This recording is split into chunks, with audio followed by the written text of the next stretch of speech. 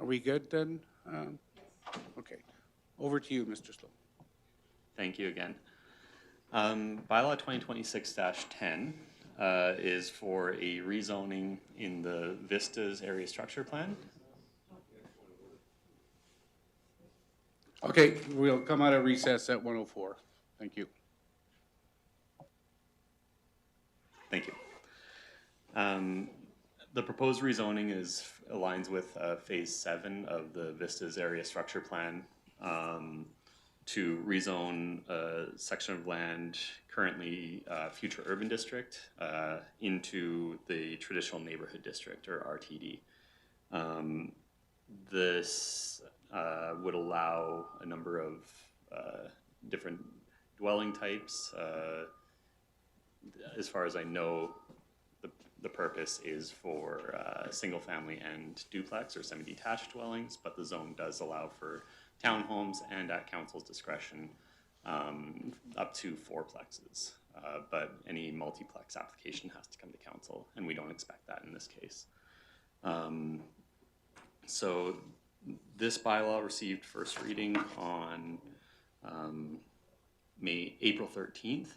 And it was advertised on the town website and published in 2 issues of the Albertan newspaper,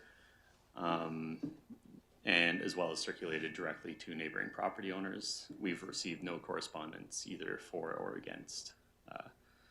And the recommendation is to, after a public hearing, to give the bylaw second and third readings. All right, thank you. Mr. Sloan? All right, so now we'll look for public input on this. Presentations before council shall be brief and to the point, limited to 3 minutes. Council shall not allow cross-examination of persons giving information, and it will not be necessary for persons giving information to verify his or her qualifications. Council may ask questions of the speaker after each presentation for clarification purposes. No debating or questioning from the floor will be allowed. No written or verbal submissions will be received by council after the public hearing is closed. So with that, I'll start the persons that would like to address council. We would like you to state your name and address, indicate if they are speaking on their own behalf or for a client, company, or citizens group.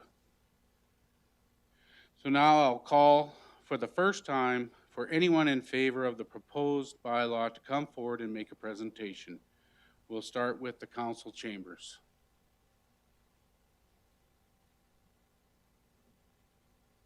Go ahead.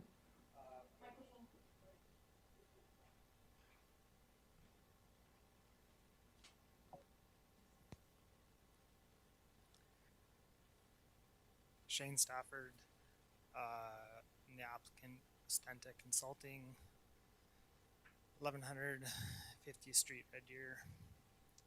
I really don't have much to say other than I'm here to answer questions for this development. It's good to have another development move forward with mixed housing opportunities within the town. So we look forward to dealing with the town and developing this piece of property. So if there's any questions. Thank you. I don't know whether that microphone was on or not. Did you guys hear okay? Okay, good. Thank you. Shane, is it? Thank you. So now, first call for people online wishing to speak in favor. Okay, seeing none.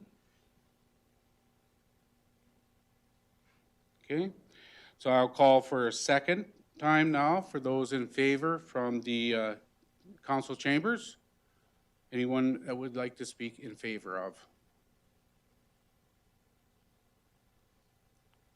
Okay, and second time to online. Anybody in favor? None? Okay.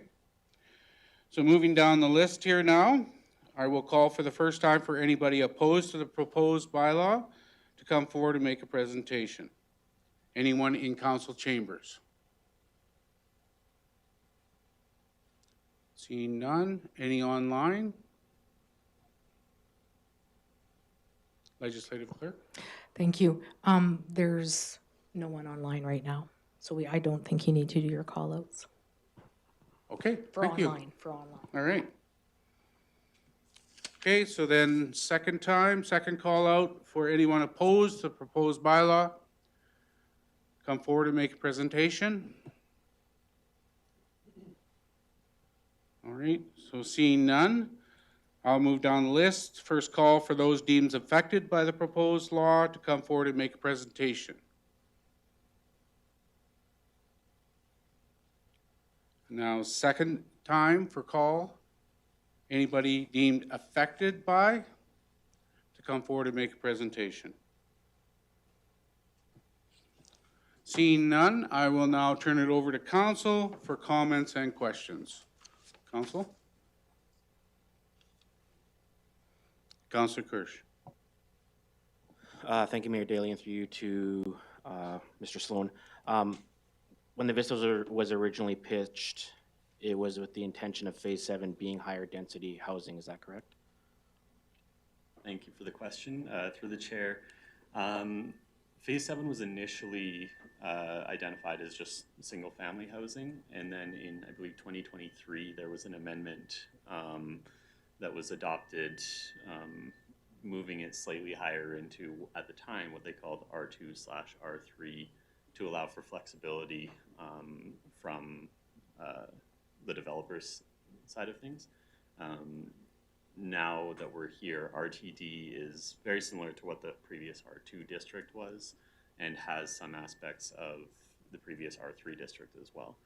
So it aligns well with the area structure plan as amended.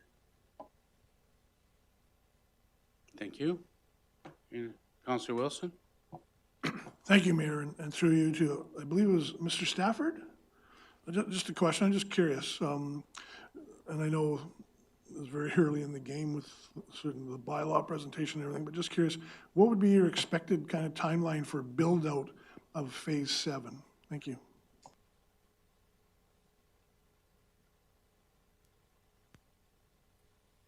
Thank you. I believe the timeline is as soon as possible. So I think they'd like to get started with groundwork this year, and as far as actual residents, within the next year for sure. Thank you. Any further questions for council? Comments? All right, so see none. Mr. Sloan, is there any further final comments from you? Nothing from me, thanks. Thank you. So with that, I declare the public hearing for bylaw 2026-10, land use bylaw 2025-14 amendment closed at 1:13 p.m. Okay. All right, so then we'll move on to our motions. I look to council for motions. Councillor Cook. Thank you, Mayor Daly. I move that bylaw 2026-10, amendment to land use bylaw 2025-14 be given second reading as presented. Thank you. Any further comments, questions? All right, seeing none, I'll ask the question. All those in favor? That is unanimous. Thank you very much. Now for third reading, I guess, eh? Councillor Wilson. Thank you, Mayor. I make the motion that bylaw 2026-10 amendment to land use bylaw 2025-14 be given third reading as presented. Thank you. Any further comments or questions? Seeing none, all those in favor? That is passed unanimously as well. Thank you very much for that. So now we'll move on to delegations. 4.1, Olds Emergency Management Annual Update, and I'll turn it over to Acting CAO Pedro for his introductions. Good afternoon, Council. For still working on the feedback issue. There you go. Sorry, perfect. For the Olds Emergency Management update, we will pass it along to Director of Protective Services, Justin Andrew.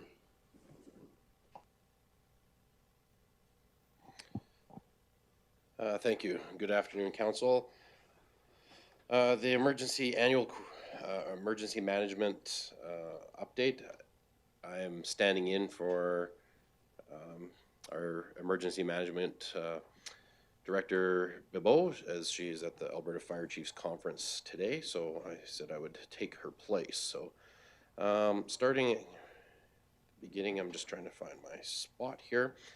The purpose of this meeting coming to council is that there are obligations through Alberta Emergency Management Agencies to conduct a meeting of our emergency management program, which essentially council is the backbone of that. So we provide an update of the activity that's happened in the last year and events that are going on and where we're going in the next calendar year. So this is the meeting that fulfills that obligation. Obviously, in the first slide that we're looking is our purpose is to strengthen community preparedness and coordinate emergency response and trying to minimize the impact on a community and its people if there is an emergency situation. And again, we're trying to highlight some of the key accomplishments that we've had in the last year and our current challenges and give you an outline about what we're looking to do going forward. So the emergency management highlights for 2025 and early 26, just going through it quickly and briefly. We did coordinate a regional full-scale train derailment exercise last May. That was facilitated and mostly hosted in the town of Didsbury. The incident involved a train derailment near the Pioneer Elevator south of town with a rail car of a certain product that was releasing into the community. And so it was a collaborative effort with our Mountain View Regional Emergency Management partners so that everybody was able to participate with resources to make it a different event. And its main focus was on the emergency social services aspect of an emergency where we were going to have to displace residents for a certain period of time to mitigate the incident. So there was a scaled effort to go door to door in the very southern portion of Olds to indicate that if this was a real incident, that those residents may have to be relocated for a period of time, and then they would need to be facilitated to move to a reception center, which was set up in Didsbury, and then sent on to hotels and other housing or whatever for the period of the incident. So it was mostly testing the ability for us to manage large numbers of people and create housing or shelter opportunities for them. So it was a great learn for everybody. We've also facilitated and collaborated in regional tabletop exercises through the region with discussions about potential situations in different communities that may affect any or all of us together. We facilitated 2 ICS 100 courses for staff and non-government organizations, so partner agencies that would be useful to helping Olds in our emergency management program. We've conducted the training for council. When you became an elected official, it's required that within 90 days, all elected officials have to participate in emergency management training to know what your role is in an emergency. Working again with Olds College in their emergency response plans, and there was talk about they were working to do a kind of active shooter tabletop exercise for their campus. We've been working to expand the use of the Voyant Alert mobile app that we were trying to get public participation in to receive communications from the municipality from anything such as road maintenance and infrastructure issues through to emergency situations. And that work continues. Worked with our schools on their programming, partnerships with NGOs. The biggest example is working with the local Kiwanis Club, who have agreed to support our emergency operations by being an entity to manage donations and recovery support if there was an incident such as whatever, a large-scale event requiring people to be displaced, that they have people and experience in managing how money can be tracked and accounted for and how they can collect resources. Because one of the biggest pieces in a major emergency is that initially there's usually an outpouring of support from other people and communities, and there'll be truckloads of stuff that comes in to say, here, we want you to have this to make this better. But it's probably one of the most labor intensive aspects of an emergency to have to manage that and have it organized. And so a great partnership is formed with people that are absolutely committed to the well-being of the community and have some resources with people and experience. So those are great opportunities for us to utilize people that wouldn't normally or haven't traditionally been utilized in emergency management here. Again, community or continued collaboration with the Mountain View Regional Emergency Management Group. So that's other municipalities within this region. The Kramit block training. So that's an entity that's formed kind of unto itself, where basically emergency management professionals in all different municipalities have formed a working group where they conduct in-depth training and exercises where if there was such a large scale event that, say, the town of Olds was affected in something that might be, in duration of a few days or weeks, that instead of all of our emergency management staff being exhausted and able to have to only function here for that prolonged period, you can call mutual aid in and have people from other communities come and fill those roles. And so we have had our emergency management staff participate in this manner in other communities in the years past. So our Deputy Director of Emergency Management, James Crozier, is still active with us despite going to another community for work. He is still with our emergency management team, and he previously had deployed. He's been to Drayton Valley, and he's gone, I think he was in Swan Hills last year. So as part of that kind of a Kramit team. So a great resource for us to utilize. And again, we're working on how we perform and respond to emergencies. So talking about site security and emergency response plans for our Olds Municipal Center.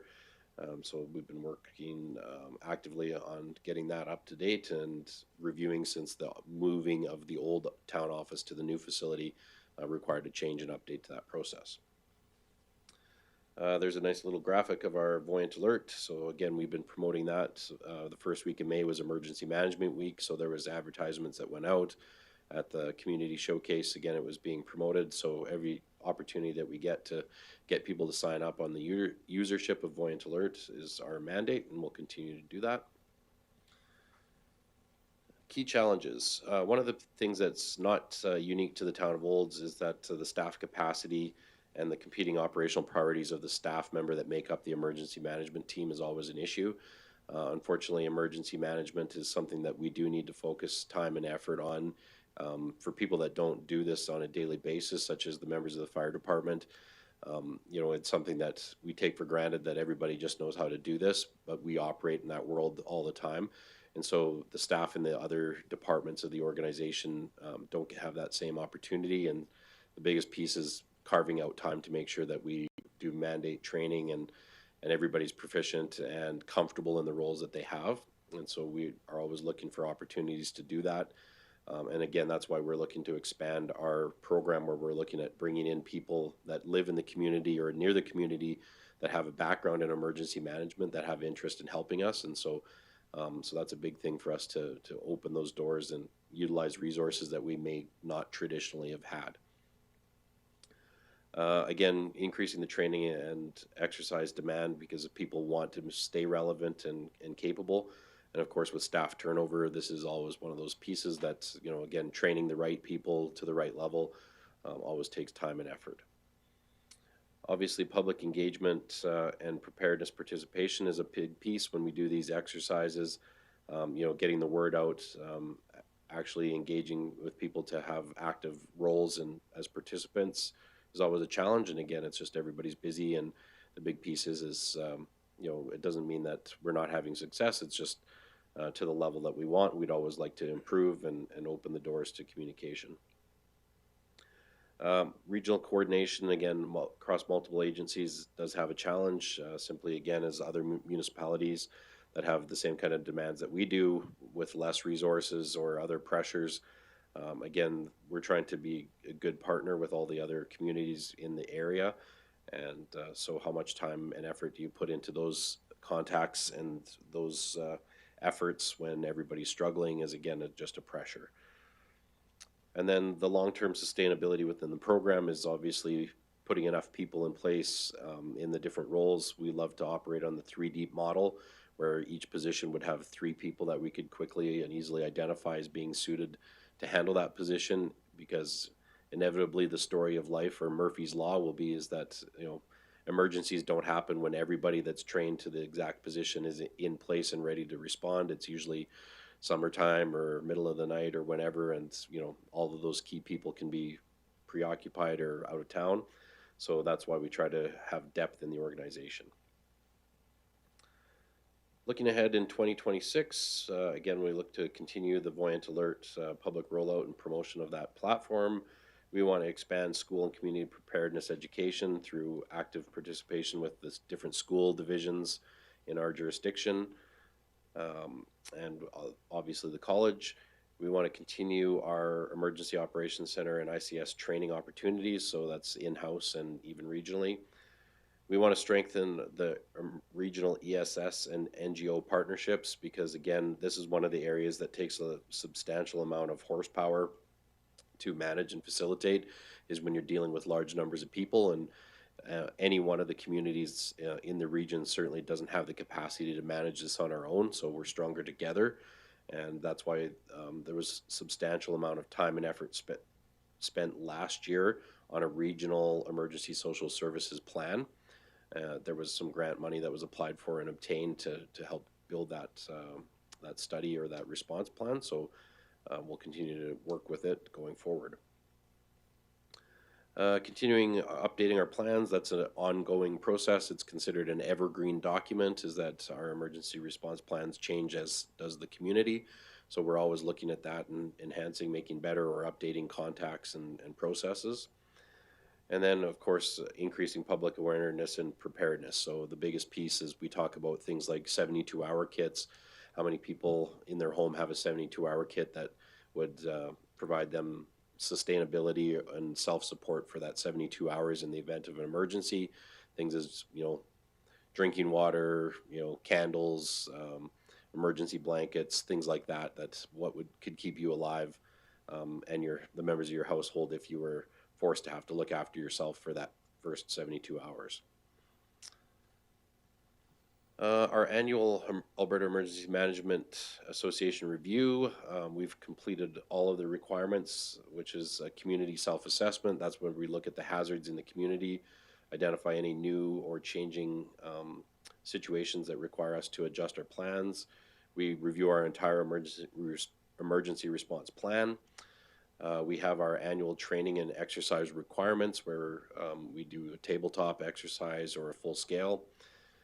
We have to have our Director of Emergency Management and Deputy Director of Emergency Management appointments, which we do. So we are currently full with a DEM being Deputy Fire Chief Bibeau, and our 2 DDEMs, which is Peace Officer Paul Wright and James Crozier is the 2 DDEMs. We have our annual agency meeting, which is what we're doing right now today. So that checks that box. And our municipal bylaw review has been completed earlier in the year. So we are in great shape for our annual requirements.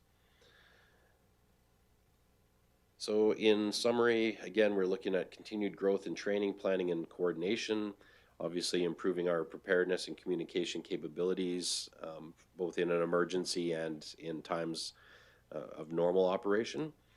Always looking to foster partnerships and collaboration with other agencies or stakeholders.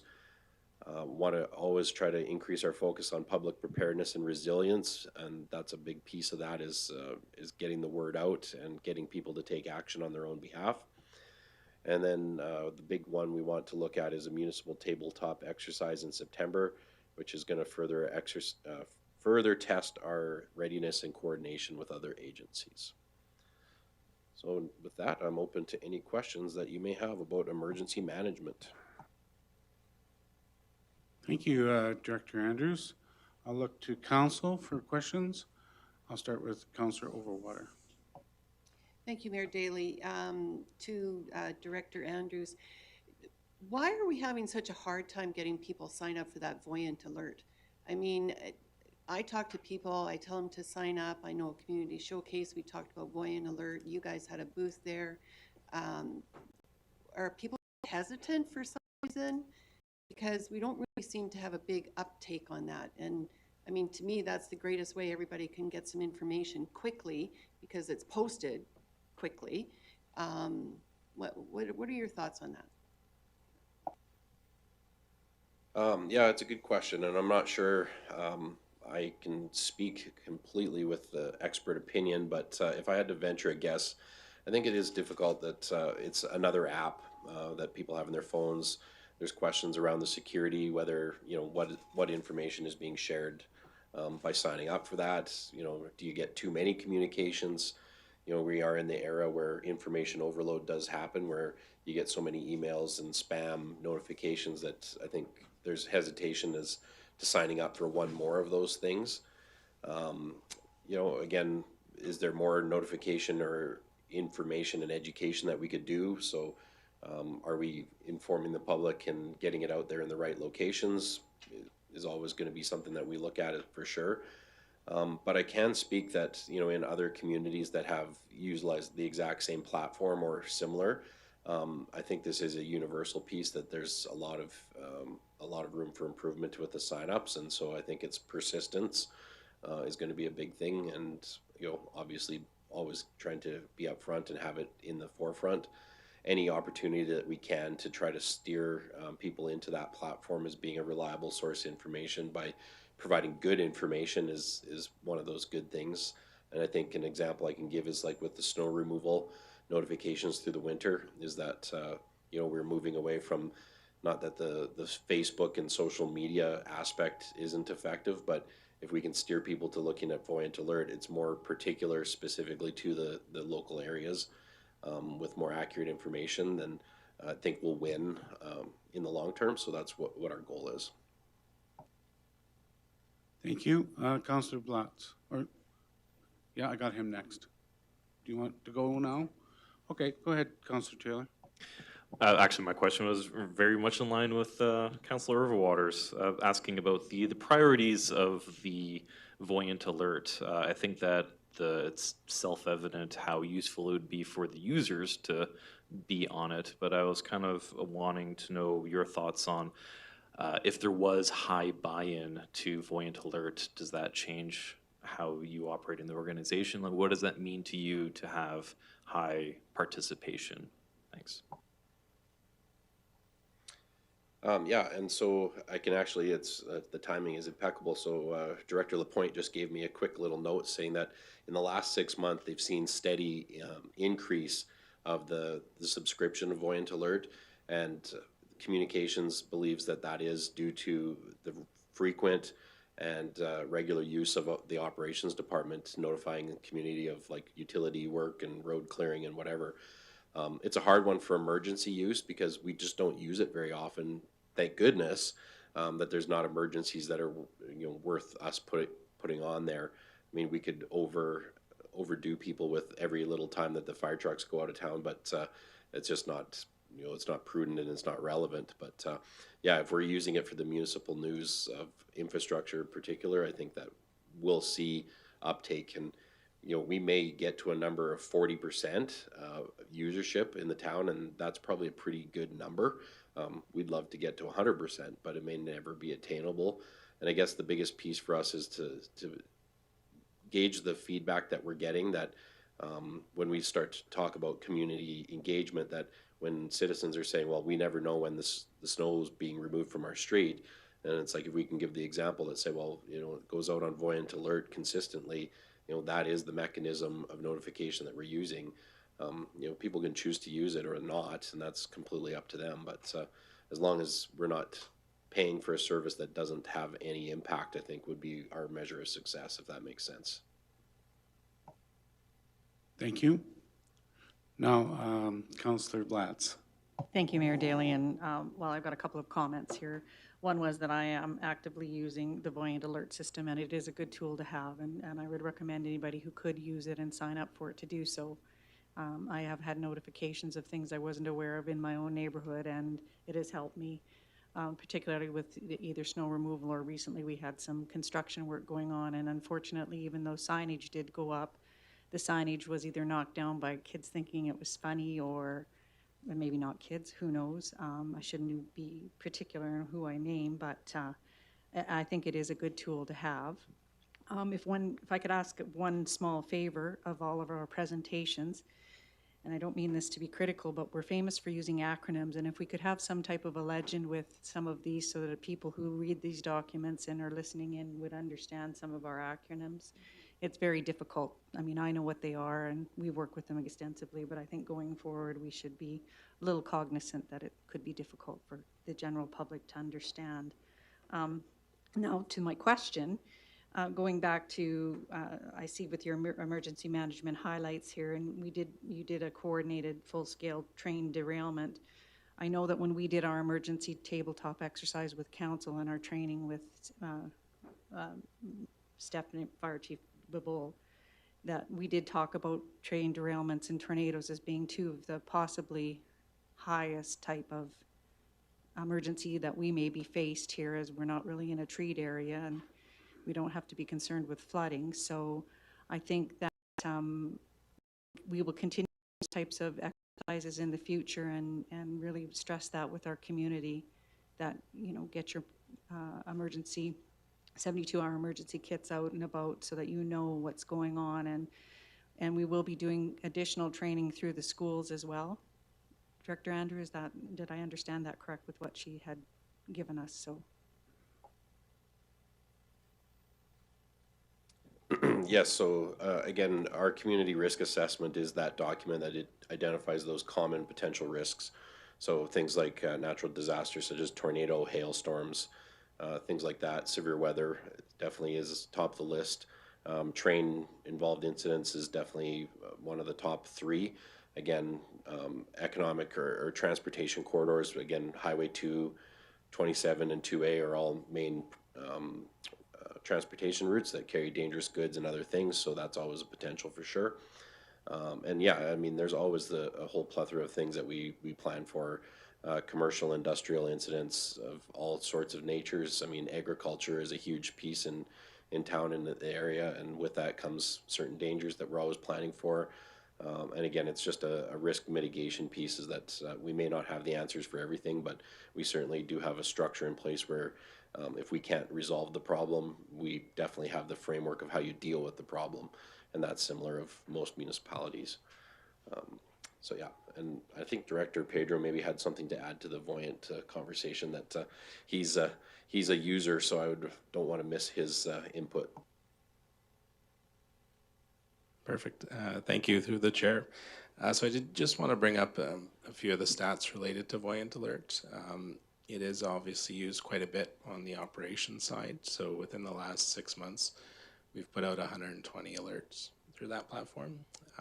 And to be a shameless plug for Voyant, for those people who don't want to receive too many communication documents, whether it be through Facebook or the Voyant platform, it does have an interesting feature where you can choose what alerts that you do wish to receive, and so you're not subject to receive all of them.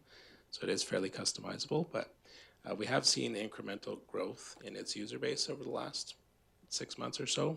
We're currently at 515 users, so it does grow slowly but steadily every month. So I think we're making decent progress there. Thank you. Councillor Blatz? Thank you, Mayor Daley, and this is a supplemental question going back to Director Andrew.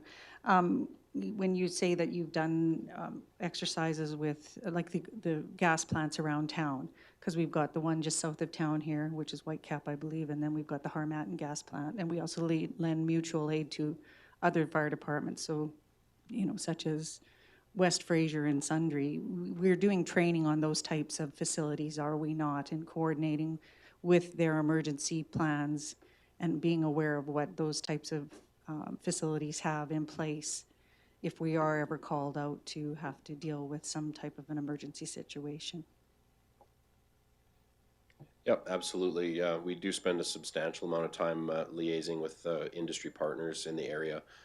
So over the years, we've done numerous exercises and invited for collaborative training opportunities with all of them. So we do rely on, as many, we are stronger for sure. So we do live in the heart of an area that has a variety of concerns in it. With we're in the heart of oil and gas country, and so there's sour gas fields in a very close proximity to town. There's processing facilities. There's pipelines that go right through town. I mean, the fire station is built about 5 meters away from TransCanada's major natural gas pipeline. So, it's part of our day to day for sure. Knock on wood, we've never had an incident that was of substance, and we hope that that's going to continue. But that's why we also build our plans accordingly, that one day our luck will run out with that, and we try to minimize and mitigate the hazard to everybody by being prepared.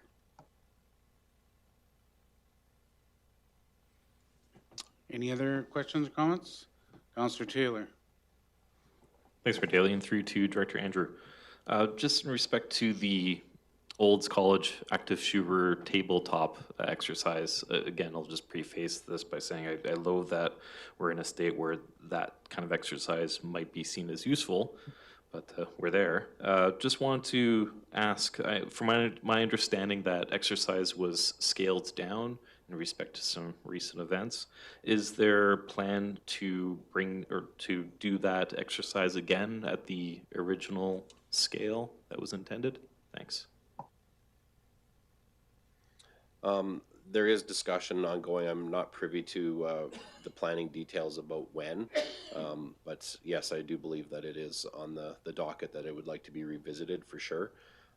You're right, it's a terrible thing that we have to talk about as being one of our highest level of threats or things that are of priority, but we would be remiss if we wanted to pretend that there isn't potential in our community. And again, it's a very difficult one because it has a strong emotional and psychological impact on everybody involved in the training. And so it's dancing that fine line of being respectful to people and circumstance about doing this, but it's also so important. And I know I speak for Staff Sergeant Day with the RCMP that these kind of training opportunities for emergency responders are invaluable. And the fact that, again, heaven forbid that the day that there is that kind of a call for us in our area or in a neighboring jurisdiction, we need to have an idea of how to respond and what we need to do. And the reality is since these became a little more mainstream in the United States, happening in many jurisdictions multiple times a year, the reactions and the activities of law enforcement and how they respond has changed dramatically. And the example would be is that it used to be that the police would contain a location and they would try to close it off and gather information and negotiate and figure out how to do things. And now the action is more for immediate response, where they immediately respond into the location and they try to find the problem and neutralize the situation as fast as they possibly can, because as a result, there's a lot of innocent people that may actually have greater harm by the traditional kind of sit back and wait approach. And so that comes as a result of training. And so unfortunately, again, these are the things that we have to do to be able to expose our responders to what it is that they're expected and what we need them to do in that case. So very valuable training. We're going to continue to push and work with our partners to do it. And we're going to try to do it with as much respect and dignity and paying attention to emotions and psychological impact on people that would be affected. Thank you. And also with my talks with Chinook's Edge board members, they have also expressed an interest in such training as well, which I think is on the docket too as well. Councillor Wilson. Thank you, Mayor, and through you to the director. Perhaps just a simple one-word answer, maybe. But just wondering, does Mr. Crozier's, I don't know if it's unique status, but status, does that present any challenges from an emergency management perspective? Thank you. Um, it certainly does. It's easier when somebody's an employee of the organization because when work is needed to be done, you can ask them and, they're doing it for you then or, on company time, if you will. It's not uncommon that somebody outside of an organization could fill a role. And so the reality is that you have somebody with vast amount of experience, operational experience and administrative experience in that role, plays part in the desire to maintain that kind of a active role is huge. So, so yes and no, there is impact, but it's certainly the opportunity is too good to be wasted, if you will. Excellent, thank you. Any further questions, comments? All right, thank you very much for that, Director Andrews.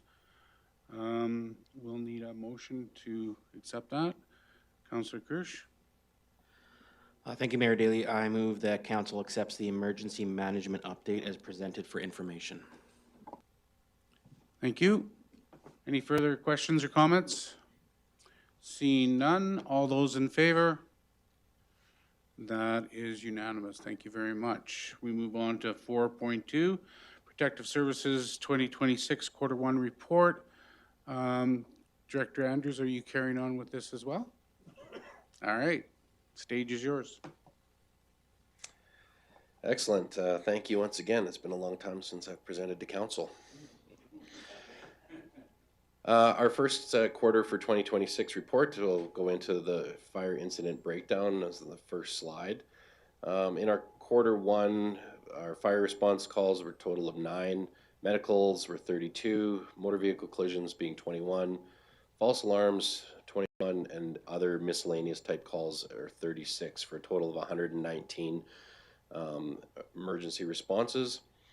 Our average shoot time, so that's from the time that somebody calls 911 to the time that an apparatus with an effective response is responding out of the hall, is 8 minutes and 51 seconds, which is a very, it's aggressive shoot time. It's very, very well done in all aspects because when you're relying on a paid on-call membership to do that response, that's all hours of the day and night, to have that kind of service responding in under 10 minutes is remarkable. So the guys should be really proud of themselves for that because that is a number that's driven by our members. Literally, it's not our administration that's making that happen, it's our members that are doing it. So in comparison on first quarter of 2025, you can see that our call volume is substantially higher in 2026. Again, some of that has to do with weather. Motor vehicle collisions, although they're very similar in the quarter, usually play a big part in that. But in this case, if we see it was our medical responses that had a substantial change, and then the variety of other calls. And again, that can be a kind of a blip on the radar because it again depends on circumstance of the variety of things, whether you have weather events resulting in power outages. I do know that there for a little while we had a couple of brownouts of power there, and it was because of high humidity and then with freezing temperatures. And so a simple event like that in 1 or 2 days can generate a dozen calls for us simply because people hear electrical transformers popping and breakers blowing and then traffic lights going out. And so again, not something that's a super big concern for us, but it just can explain the statistical anomaly, if you will. Moving over to our rural responses, and the next is again those numbers for the first quarter, so very similar, it's, if not slightly lower than 2025. Fire responses were low at 2, medicals at 5, the motor vehicle collisions being 3, no false alarm responses, and then the generics were 3. Our shoot time average was 9 minutes and 35 seconds. The big piece on this one is the disparity between the shoot time between our rural responses versus urban. Again, has to do a lot with the calls and or the circumstances that come with these demographics. And it's not that people slow down because it's a rural response versus a urban. It's typically to do with the types of calls or the number of people required for an effective response. So when, for an example, if we were going to respond to a fire in town, again, depending on what the call is, so if it's a structure fire or something to that effect, we may have, and the time of day has a huge impact, is that we may have a lot of people respond very quickly versus if you were going to get called to a, you know, a medical call in a rural location far away, that again, we may not need the same number of people to respond, and based on the time of day or night, it can have impact on when they come. So we don't want to pay too much attention to the difference, but we just wanted to give you the actual numbers specific to each locale. And again, sub 10 minutes is a very strong number on any type, so I'm happy with those for sure. The last one that I report on, these are incidents that are not listed as urban or rural. These would be calls that are affected through motor vehicle collisions on like a numbered highway, such as Highway 2 or 2A, and then mutual aid calls outside of our jurisdiction. So again, there was a few more calls than the previous year, being our mutual aid calls into different jurisdictions to help out other fire departments. Motor vehicle collisions on numbered highway being 11, which would be typical of a year. Our snow weather events this year were a little higher than last, but it's pretty standard that we would respond to that kind of a number early on.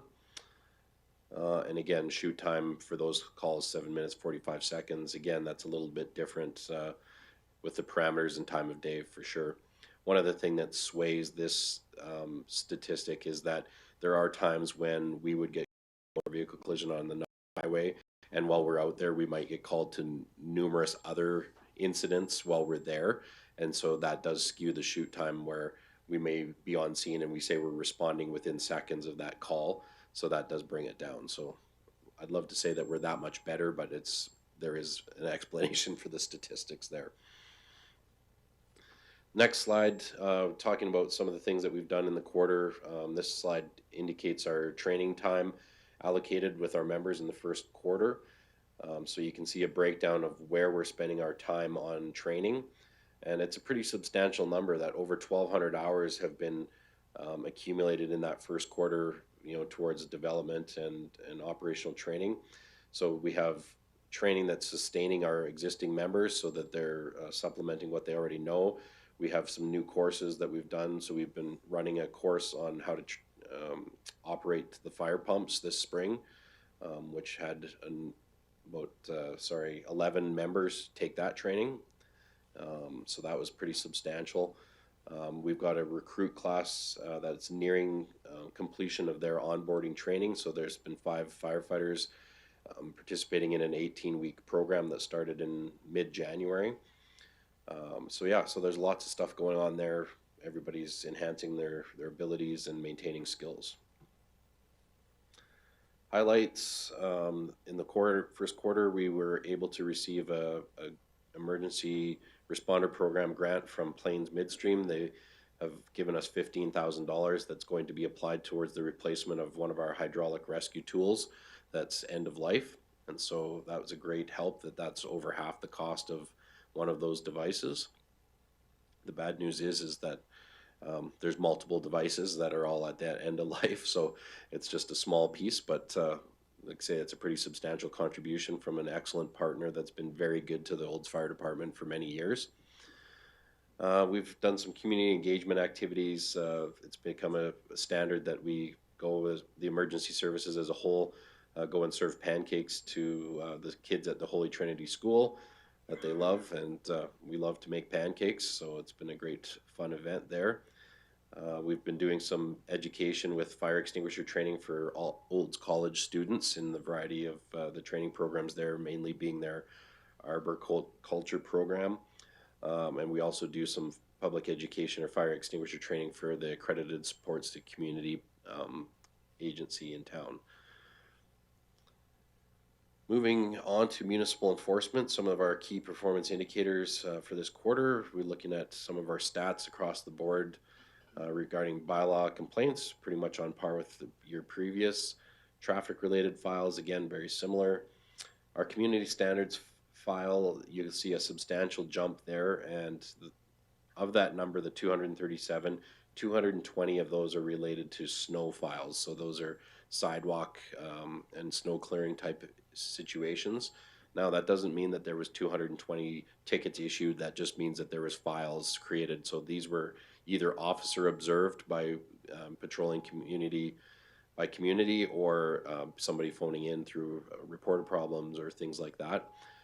So that was a substantial jump, but that was a big push, is that this year was the first opportunity that we had to really focus on giving residents an opportunity and time within the bylaw to remove the snow from their sidewalks. And then after that, then our officers would patrol and then give written notice to remedies. So that it's not a ticket, but it's just a notice saying, hey, your sidewalks need to be cleared, and done so within a 24-hour period from the issue of notice. Otherwise, tickets could come as a result. And for the most part, people were very compliant on their own accord in doing that. I do want to clarify, because there are times that people will indicate that, you know, they shoveled their sidewalk and there was snow from the roads on their sidewalks. These were issued to people that had obviously not taken any effort to remove snow from their sidewalk. This wasn't situations where the grader plowed snow onto the sidewalk or onto the curb, or there was a little tiny skiff of snow because it had been shoveled 3 times. These were blatantly obvious situations where there was no effort. And so our officers are very, very observant in that, and they're very lenient in how they apply that. So again, it's hard because in social media it can be indicated that, you know, there people were being attacked for that, and there was no attacks made. It was, you know, education over enforcement in all cases. So animal related files, we did have a few more in the first quarter this year. Again, I can't speak to the cause of that, then sometimes it comes down to circumstances of weather. You know, there's a lot of times that there's welfare checks being initiated or concerns, and so then they follow it up. And again, the patrol hours spent doing playground, school zones, and just general traffic enforcement was substantially higher, with focused efforts where our officers are spending dedicated time morning and afternoon in the school zones on a regular basis. Yeah, so moving along, again, highlights traffic safety initiatives. They're following the Alberta Traffic Safety Patrol guideline, doing some proactive things with uptown parking blitzes, looking to make sure that the bylaw for parking is followed. Snow removal, again, in the uptown. When the first event where uptown snow removal in the purple zone was done, there was a high number of vehicles that were parked illegally overnight and had to be removed. And the last time that we did snow removal, there was none. So people did get the message, and it was great. And so for the most part, there was lots of compliance with uptown's snow removal. In collaboration with the RCMP, they've been doing proactive business walkthroughs. So municipal enforcement and RCMP would do the downtown walkthrough, just engage with business and community people about whether there's any concerns of safety or crime in the uptown, which has always been warmly received. And then again, municipal enforcement actively engages in activities like the pancake breakfast and other community events, you know, that the RCMP would engage in, such as charity fundraisers and things like that. I'm not going to cover the emergency management highlights because we've been there and done that already. Just looking forward for 2026 in our Q2.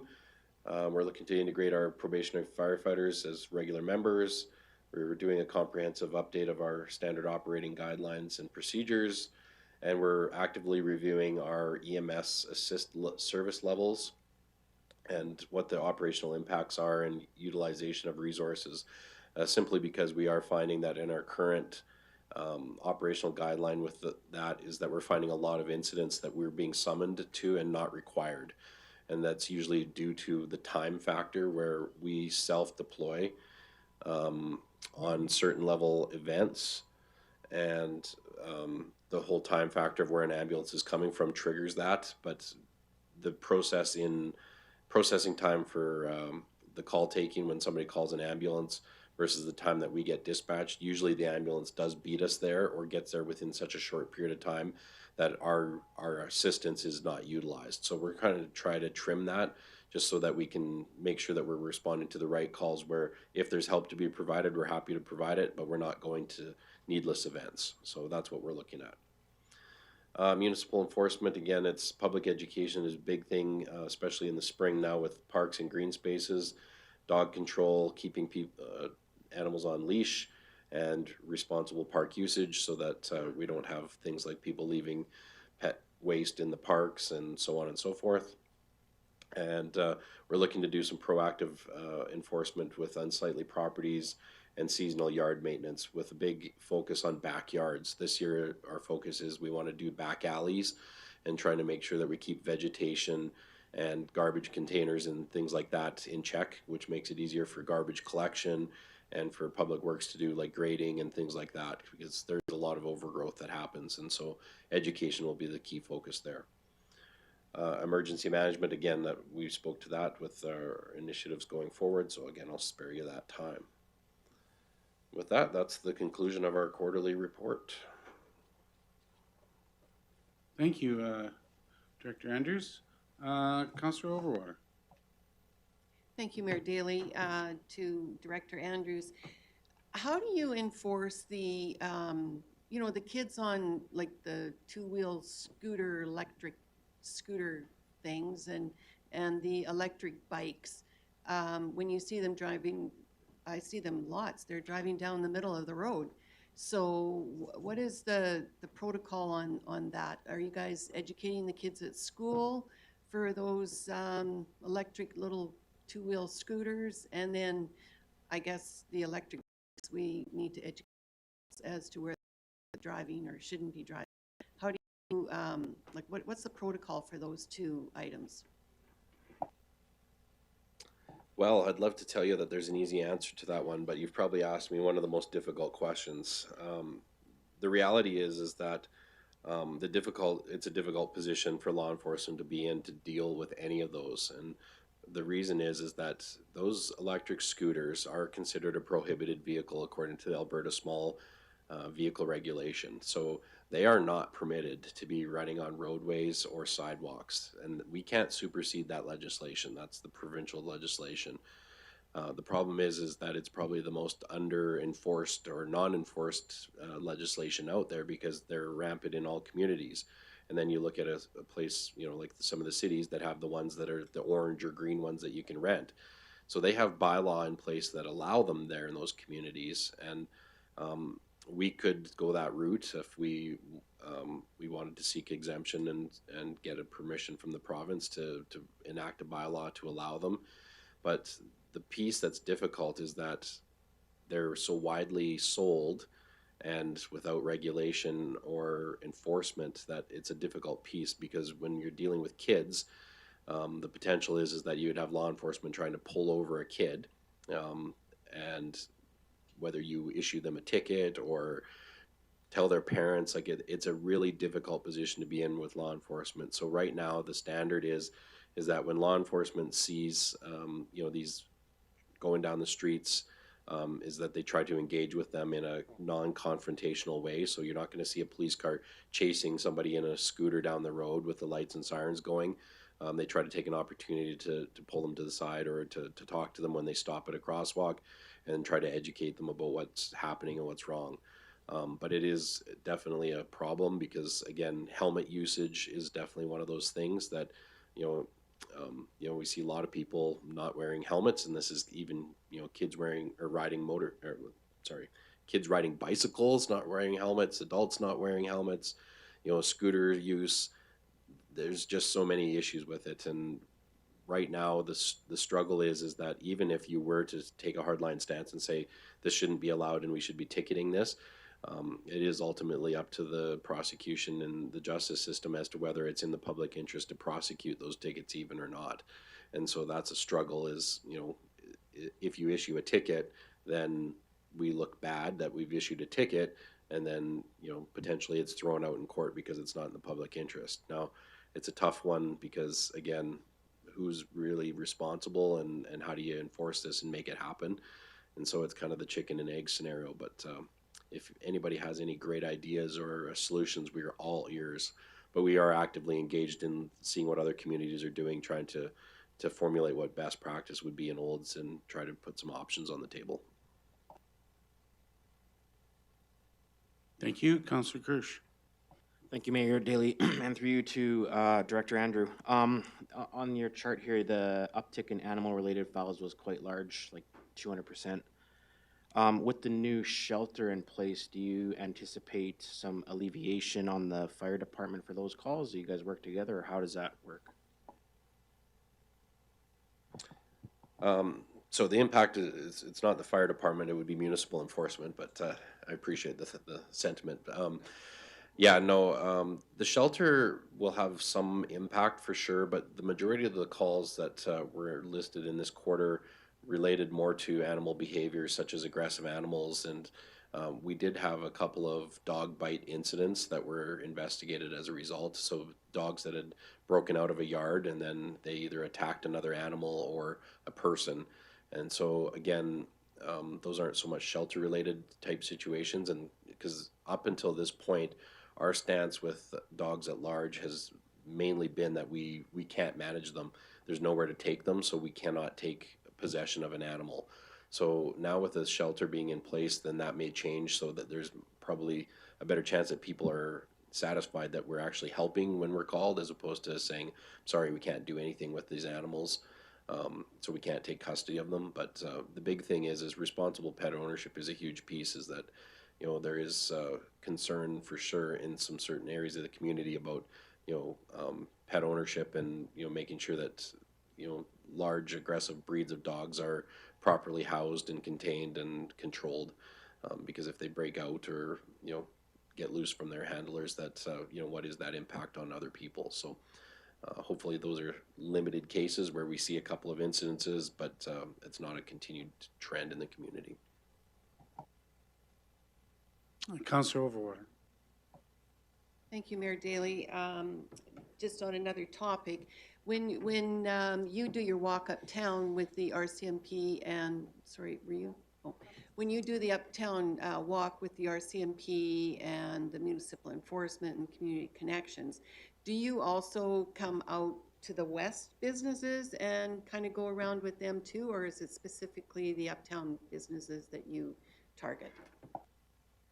No, excellent question. No, there have been efforts made to go to as many businesses as possible, and I can't speak to where they're at in their schedule of where they've been or where they're going next, but I do know that they spent some time going through the Imperial subdivision there as of late. So attempting to contact those businesses, but I think my understanding is that they have been focusing on areas that have seen situations in the past of relevance as their priority first. So Uptown was a big concern because of the back alleys and things like that. And then Imperial, it's because of, it's a kind of an area that's a bit darker and less frequented in the late nights. So that's where they're trying to get to as a priority. And then, you know, they'll work their way through, you know, businesses along Highway 27. They'll definitely be on the list, but they may be a lower priority because they're lower chance of occurrence, if you will. Thank you. Councillor Wilson. Thank you, Mayor, and with the arrival, hopefully, of spring or summer, I'll ask the annual question, because I do, seems every spring and summer, get questions from residents. Can you comment on the fire hazard in town relative to our grassland areas, our tree reserves, you know, our open spaces, and I guess what reassuring words you have for residents here from that fire hazard perspective? Thank you. Yeah, absolutely. So conditions in town right now are actually really good with the, you know, we've had some limited moisture here, but the spring green up has occurred. And so that period of time from when the snow leaves to when, you know, there's some substantial moisture and sunshine to turn things from brown to green, there is always that increased fire risk. Obviously, in the last few weeks, there was a fire restriction and or a complete fire ban in Mountain View County. And so a lot of people are concerned and said, well, if it's bad enough in the county, the town is that bad as well. The reality is the risk factor is so much different in the rural area than it is urban. It's not as high in Olds. And so we are somewhat blessed in the fact that the risk of wildfire in the town of Olds is, it's not non-existent, because that would be foolish to state, but it's so low that it's one of those things that doesn't cause us a great deal of concern. And that's for a few reasons. One, we have access to resources very quickly available. So if there was a wildfire event that threatened Olds, we have enough fire trucks, firefighters, and water supply that we could quickly and efficiently extinguish that risk. Most of the land around town is cultivated farmland, which is again a lot less prone to a wildfire event that would lead to a substantial threat. Our treat areas again are somewhat maintained and limited in size and scope. And I know last year we took a lot of criticism because we conducted a burn in the Highlands area, in the tree area, and the concern was it was really dry and it was silly for us to do that. Well, unfortunately, we can't burn when it's green, and so again, we do look at the risks in taking on something like that. We don't do that without considering all of the factors, and we conducted that burn with 100% success to mitigate and reduce the risk within the community of a wildfire type event happening in there. And so again, we didn't go in and burn everything down. The trees were not damaged. We burned off dead grass and fuels. And if anybody's been there this spring, you'll notice that it's beautiful and green. A lot of the dead material that was there that had built up is now reduced to nothing. And so the risk in that area has been substantially reduced. Is our work done there? No, we look to continue to do that kind of activity in the future, but we again have to do it when the conditions are right. Now, because it's so green, there's no benefit of us going in there to do a burn now because it wouldn't work. So in the fall, will we look at doing some more? Absolutely. Are we looking and working with the Parks Department to reduce the material that's in that area? Yes, we are. But we're also working to educate the citizens in that area that when you interact and interface with areas like that, there is some responsibility that you have in making sure that your yard is prepared and isn't part of the problem where people like to intermingle with the trees. And the biggest thing is that there is a reason why there are clearances and right-of-ways to separate those locations. But inherently, unfortunately, human nature is that we love to live within the trees and near water. And those are two things that inherently causes problems, is flooding and fire. So so the risk is very low in the town. We always are monitoring, and if we ever felt that it was necessitated us to take action, to put in a fire ban or fire restriction, we would absolutely do so. But at this point, we feel very comfortable and confident that with our bylaws for fire pit usage and the use of open fires, that the citizens are very safe without. Thank you. Councillor Cook. Thank you, Mayor Daley, and through you to Director Andrew. You spoke about the animal shelter. Is there any formal agreement already made with the Olds Humane Society, or is there one that's even required for what you're expecting to utilize it for? Yeah, a great question. And formally, there hasn't been anything as of yet, just simply because they're still in their formative process. But the informal agreement is that yes, space it would be available for such things as pets, or I shouldn't say pets, but animals that would be found with locally first. And I know that is one of the prime concerns, is that with animal shelters or humane societies, is that you start to have an intake of animals from other jurisdictions, and then they're full up, and then the community that they're based in can't help. And that's what we experienced in the past, is that we were never able to home animals that were discarded, simply because the other agencies in different communities wouldn't take them from us.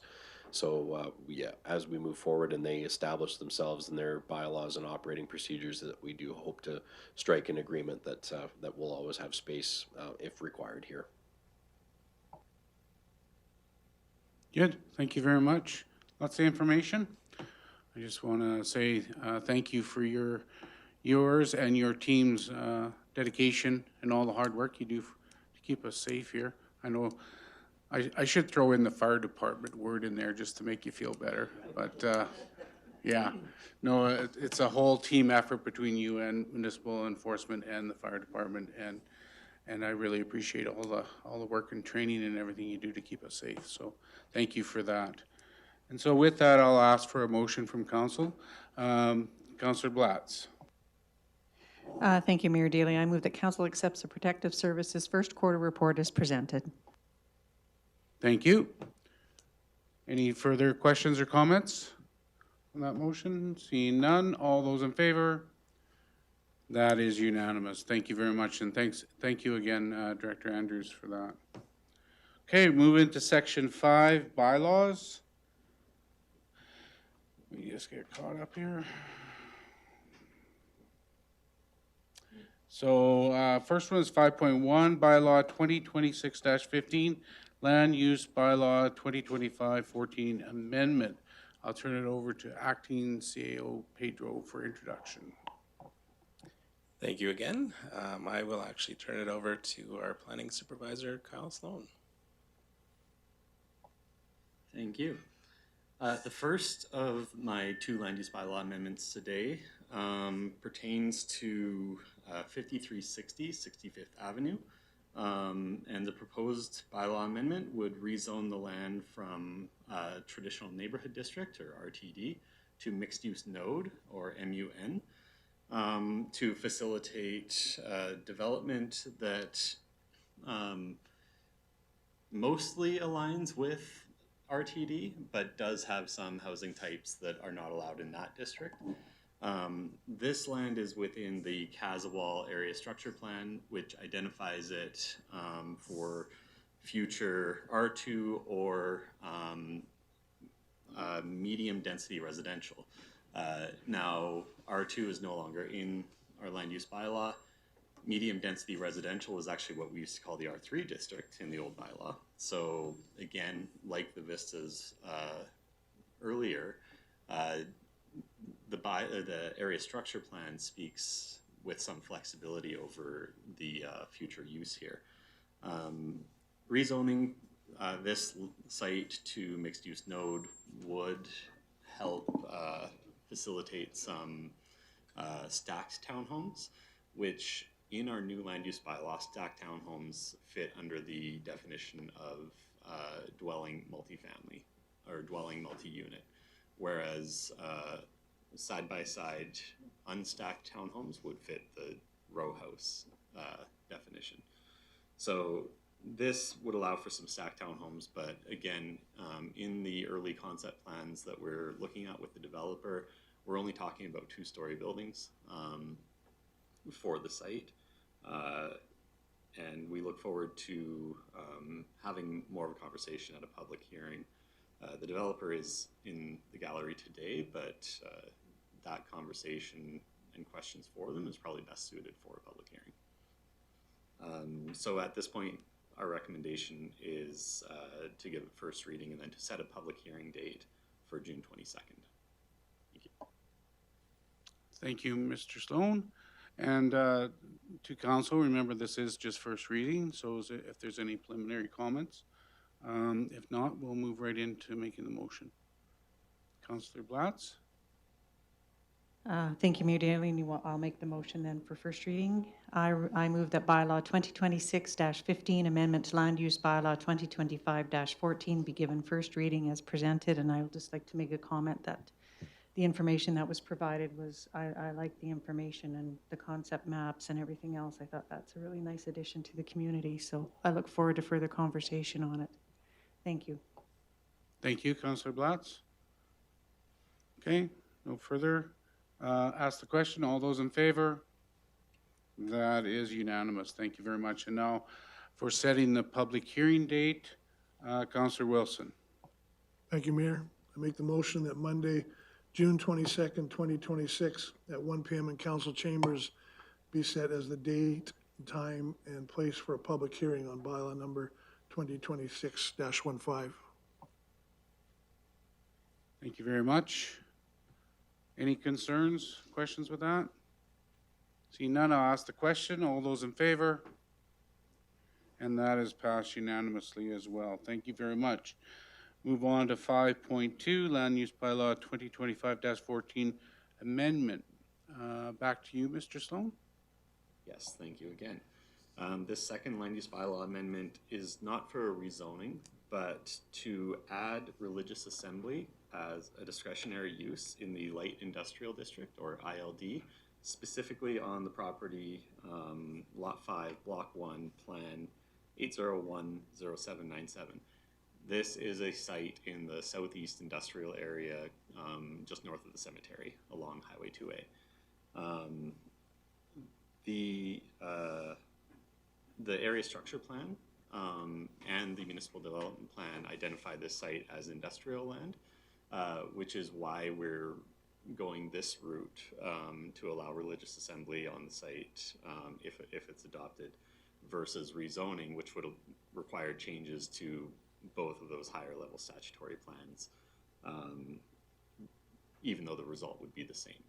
So there are concerns that have come up from other departments in our discussions with them, but again, we do think it is prudent that we allow the applicant to speak to council in support of this proposed bylaw amendment. At the same time, as well as hearing from neighbors and residents and anybody else who might be affected. And we'll at that time more thoroughly go through the concerns that I've heard from colleagues in other departments. So the recommendation is to set the same date, June 22nd, for the public hearing and to give first reading today. Thank you, Mr. Sloan. Any, again, remember this is first reading. Is there any comments, preliminary comments? All right, so seeing none then, I'll ask for the first motion. Councillor Cook, are you good with that?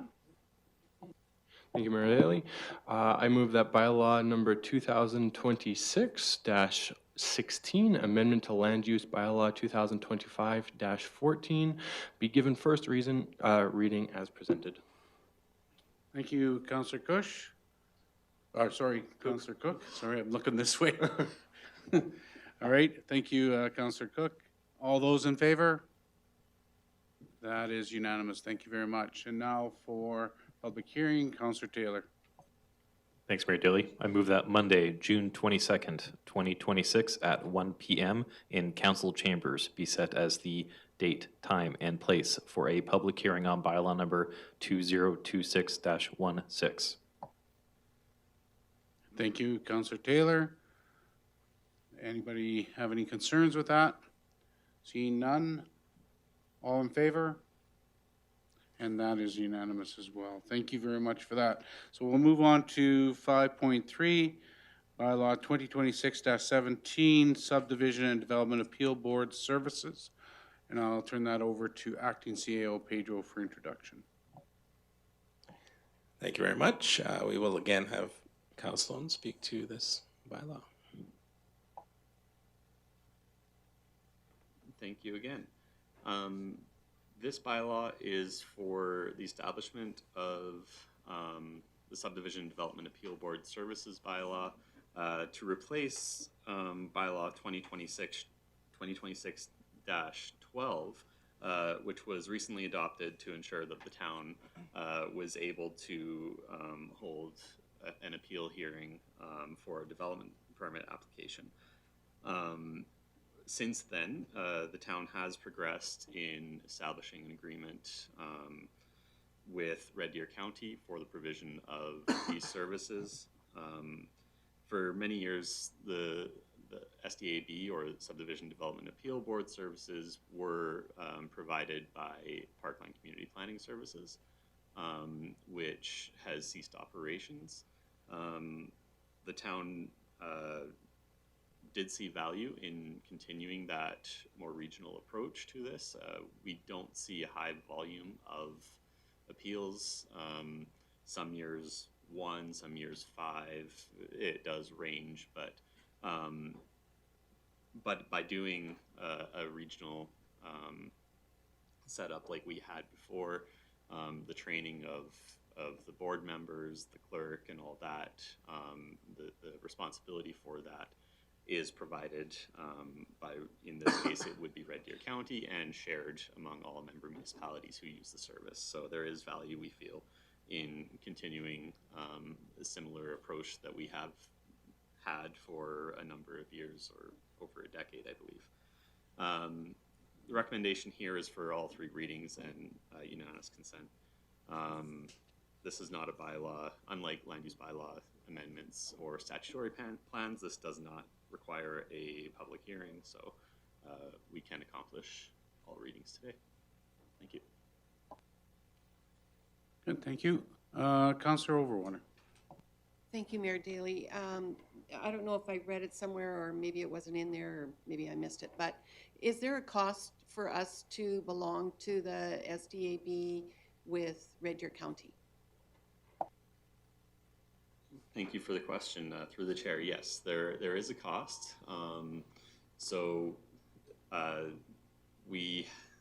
There's an annual fee. No, I forget off the top of my head if it's $500 or $600, but it's one of those two. I believe it's $500. And then at the time of an appeal, there are invoices for the time for the board members and the clerk.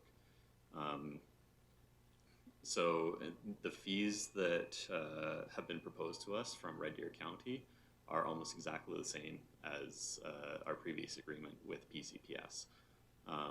The annual fee is actually slightly less, but I think the hourly rate's slightly more, but very, very similar. Good, thank you. Counselor Wilson. Thank you, Mayor, and through you to Mr. Sloan. I guess I'll ask the reverse of that question. As a result of the dissolution of PCPS Parkland Planning, is there a cost implication for the town and any of the other members as a result of that dissolution? Thank you.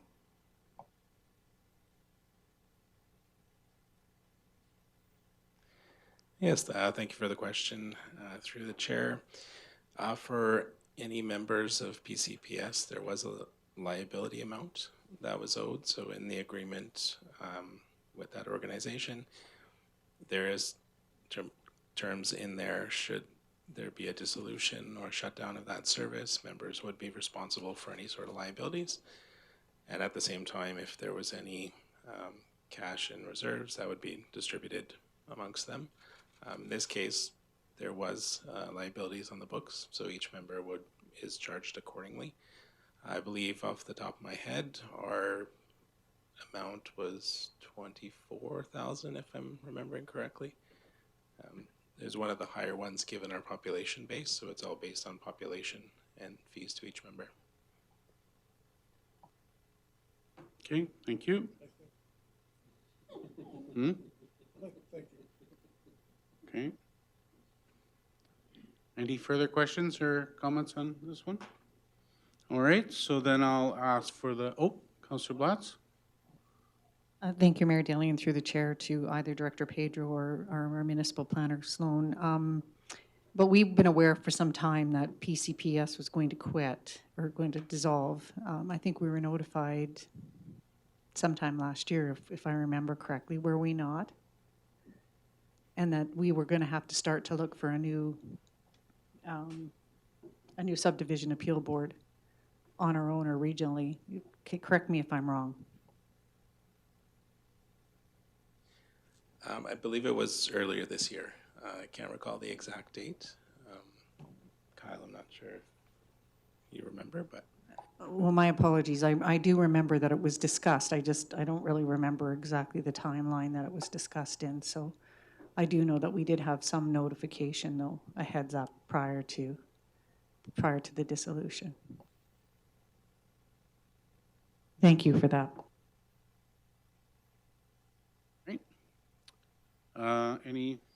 Any other comments or questions?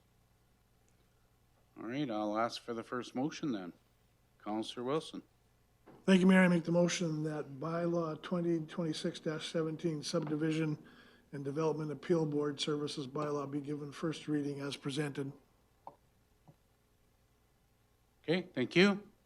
Any further questions or comments? Seeing none, all those in favor? That is unanimous. Thank you very much. Move on to second reading. Councillor Cook. Thank you, Mayor Daley. And I move that bylaw 2026-17 subdivision and development appeal board service bylaw be given second reading as presented. Thank you. No other comments or questions? All right, all those in favor? And that is unanimous as well. Thank you very much. Unanimous consent. Councillor Kirsch.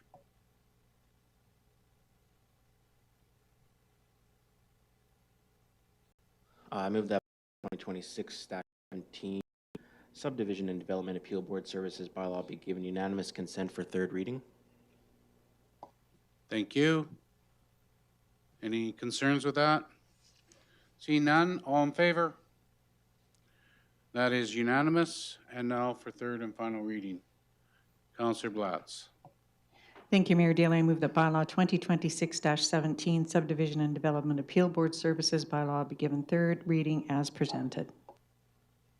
Thank you for that. All right, all those in favor? And that is passed unanimously as well. Thank you very much for that. Now it takes us to item 5.4, bylaw 2026-18, appointment of head and establishment of fees for Access to Information Act. I'll turn it over to Acting CAO Pedro for introduction. Thank you again, Council. We are bringing forward bylaw 2026-18 and asking for unanimous consent in three readings today. We are bringing this bylaw forward in a response to Alberta's new access and privacy legislation. So the former FOIP framework, as it was known, has been replaced by the Access to Information Act and the Protection of Privacy Act. Municipalities under these acts have until June 11th to implement the appropriate authority and privacy framework. Bylaw 2026-18 specifically addresses two main items, one being appointing the town's statutory head, which we are proposing being the CAO, as is typical in these processes. And then we do establish the applicable fee structure, and that's all based on the ATIA legislation there. The broader privacy management program, which is outlined in the RFD with those timelines, that will be brought to Council on June 1st. That is largely the meat and potatoes of the legislative requirements. The intent for the PMP, as we're calling it, on June 1st, we will be discussing the entire program. There is the intent to delegate under that particular program, delegate the operational authority to the Director of Corporate Services. Typically, that day-to-day operation would be delegated to someone in that realm, and so that's all going to be discussed at the June 1st meeting. In terms of the foundational governance or structure of this program, this is required as a first step, so this bylaw is required for us to engage all the other steps, hence why it's coming to Council at this point. If Council does have any other questions, I'm happy to answer them. Thank you, Acting CEO Pedro. Any questions or comments from Council? Councillor Krush. Thank you, Mayor Daley, and through you to Director Pedro. Can you elaborate on the role of the head of the ATIA group versus the operational lead, and what their responsibilities are, please? Thank you for the question. I'm actually going to take a higher level view of in that response. So the head is of any bylaw, not just this particular bylaw, is to ensure that the program functions as per the legislation. So in this case, ultimately the CAO would be responsible for that. However, under the MGA, that position can delegate the operational functioning of that program to another position or another party. So ultimately, it's just to hold somebody responsible.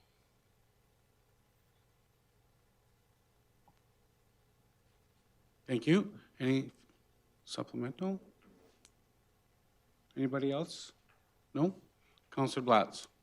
And then I'll come to you, back to you, Kirsch. Thank you, Mayor Daley. And I think I just want to remind us all that our bylaws are living documents and that they can be amended at Council's discretion at any point in time. And as most of our bylaws, we do appoint the CAO as the designated officer because he is our employee, the one employee that we do have. And he has that authority within the bylaws to designate those who he think within the operations to carry out any other designations or act in his behalf, on his or her behalf. whomever that might be as CEO at the time. So I think that that's a clarity that we all need to be reminded of. Thank you. Councillor Kirsch? Thank you, Mayor Daley. And through you to Director Pedro. Is it it's necessary that we do this before we move on to the next steps, or can we just do all the next, can we assign our head at the same time as we enact further bylaws, or do these have to be done in a certain order? Thank you. Thank you for the question. Through the chair, it does get a little messy if you want to withhold passing this bylaw. We would essentially be in contravention of the legislation because we wouldn't have an authority for the program. Supplemental. So delaying this would just push everything further down the road? That's correct, and then we would risk not meeting the June 11th deadline.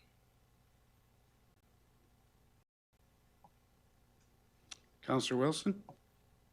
Thank you, Mayor, and through you to the director. And I had a similar question in terms of what would be the risk or risks of tabling, not necessarily beyond June 11th, but tabling between now and council's next meeting, which I think is June 8th, and we have a committee of the whole meeting June 1, at which time the full framework and performance management plan will be presented. So, and I think to a certain extent you've addressed that a lot. I'm certainly not saying defeat or defer beyond June 11th.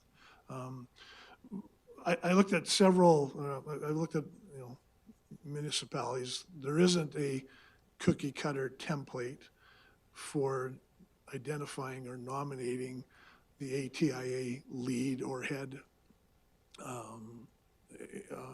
within certainly Alberta. There's any variety of positions within a municipality that are nominated to that role, whether it be within Corp and Director of Services. In some cases, it is the CAO. In other cases, it is the Manager of Human Resources or an ATIA lead coordinator, legislative coordinator. So there's no set template that says this is who should be the leader, the head. And with that said, given that the CAO is the senior administrative official, on the one hand, I'm certainly supportive and comfortable with that person, being nominated, designated as the lead, as far as indicating and being responsible and accountable for the operations and administrative execution of work. To me, that all makes sense. Now, you've alluded to on June 1st at the COTW, we will get the full plan, and perhaps there is an indication that there'll be a further delegation of some roles and responsibilities. So, I think at this point, naming the CAO as the lead, I'm fine, and I support that. And we'll see what comes out at the COTW as part of that broader framework. Thanks. Thank you. Any other comments? Councillor Overwater. I'll make a motion if you're prepared, Mayor Daley. Yes, please. Okay, I move that bylaw 2026-18 being the appointment of the head and establishment of fees for Access to Information Act bylaw be given first reading. Thank you. All right. Any other comments or concerns? All right, seeing none, all those in favor? That is unanimous. Thank you very much. Now to ask for second reading, Councillor Taylor. Thanks, Mayor Daley. I move that bylaw 2026-18 be given second reading. Thank you. Any further comments or questions? Seeing none, all those in favor? That is unanimous. Thank you. Now for third reading, Councillor Wilson. Thank you, Mayor. I make the motion that bylaw 2026-18 be presented for third reading. Thank you. Any further comments or questions? All right, seeing none, all those in favor? That is unanimous. And now for the last motion. For the bylaw, yeah. Councillor Overwater. Sure, thank you, Mayor Daley. I move that the appointment of the head and establishment of fees for Access to Information Act bylaw 2026-18 be given third and final reading. Thank you. Any further comments or questions? All those in favor? That is unanimous. Thank you very much. So that moves us down to item number 6, business. Development permit, PRMO-2026-0067. Acting CAO Pedro for introduction. Perfect. And to my right is Development Officer Nathan Hill. He will be speaking to this development permit application.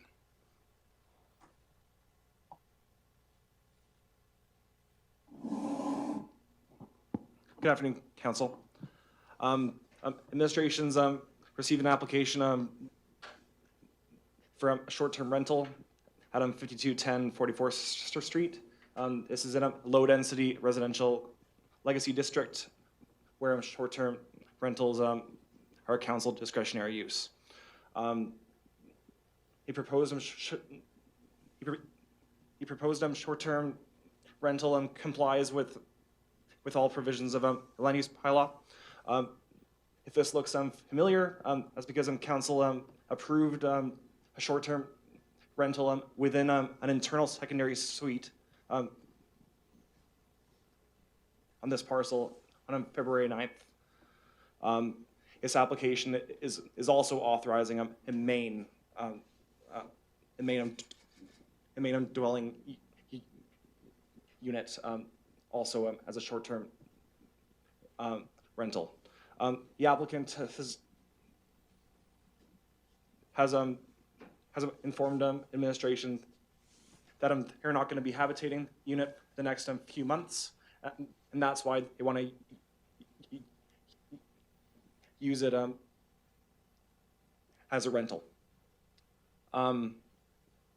Administration has concerns about authorizing both dwelling units on a parcel as a short-term rental. During a land use bylaw review process, it was expressed to us that the former R1 district was valued for a long-term residential character of this district. And as such, we believe that authorizing both units would be an unacceptable intensity of this. If council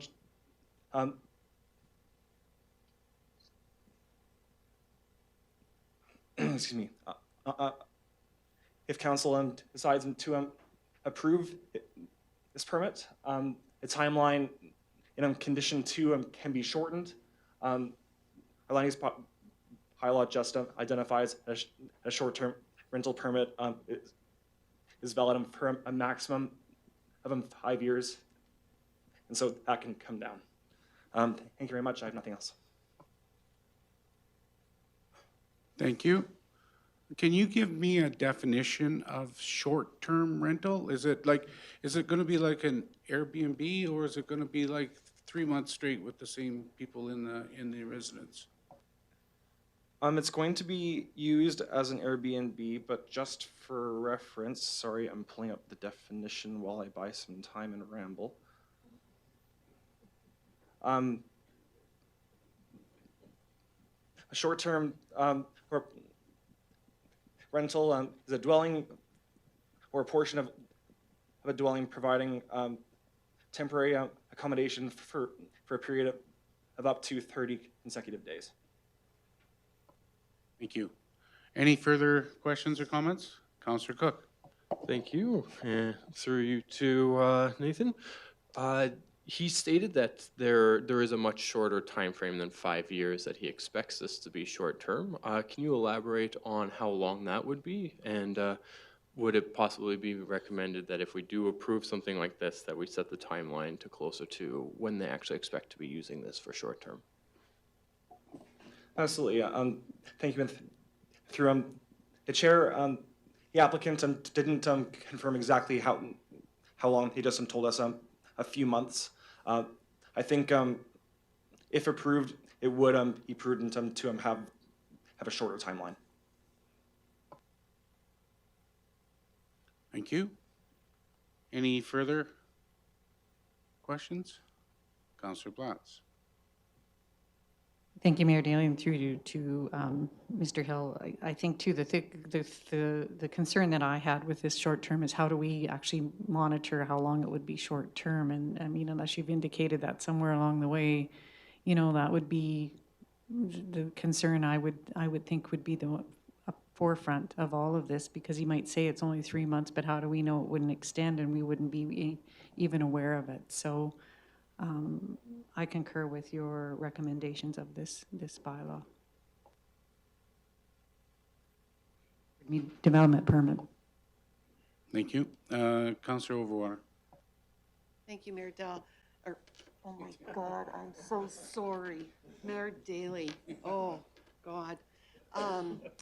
Anyway, to Director Hill. So do we have other Airbnb establishments like in traditional neighborhoods, like in our, do we monitor them? I mean, I do know of some. When the 92-unit apartment building was going up, there was some of the construction workers were using one house as basically an Airbnb. So do we have many of those within our community? Do you know that? Thank you, and through the chair, the town actually didn't regulate short-term rentals until a new land use bylaw was implemented, and so any that operated before those rules were brought into place, I don't have to have a permit. I'm aware of 2 or 3 that existed prior to that, and we've issued 1 permit, and that's on this property. Good, thank you. Any other questions or comments? Councillor Cook. Thank you, Mayor Daly, and this one's more of a comment. I think I would be in favor of the approving this development permit, specifically with the guidelines that it is a very short time frame, and that's more on the fact that it sounds like they're going to leave this vacant if they aren't on a short-term rental, and vacancy comes with its own risks if it is left empty as well. So, Thank you for the comment. Councillor Wilson and Councillor Taylor. Thank you, Mayor, and similarly, I have a comment, and I don't think I can support this permit. I know we're not a tourist mecca yet compared to other places, but, you know, you read the papers and the news, and short-term rentals certainly are a cautious area for municipalities to be dealing with. And again, I acknowledge we are not yet a mecca for tourism, but I think when you talk about the quality of the neighborhood, preserving the quality and enforcing and monitoring a short-term rental, I don't think I can support this initiative. Thank you. Thank you. Councillor Overwater. Thank you, Mayor Daly. And to Mr. Hill, I could support this if we had a definite time frame on what the short term is. Short term to me is not 5 years. Short term to me would be more, you know, a few months. I could support that. Councillor Taylor. Thanks, Mayor Daly, and to Mr. Hill there. Yeah, along the same lines, the condition of 5 years seems a bit maybe too lenient, especially if they don't even intend for that. My question to you is, it also in that same line, it says the applicant may seek an extension prior to the expiration of this permit. Can that be striked? Like, what's the hurdle if we remove that and just allow that deadline to stand allowing them, if they do need to reapply, go through this entire process again. Can you explain the difference between allowing that verbiage to stand and striking it out? Thanks. Yep, absolutely. Thank you, and through the chair. That condition is taken verbatim out of a maximum identified in the land use bylaw. This is a discretionary use, and therefore development authority has broad conditioning powers and can basically within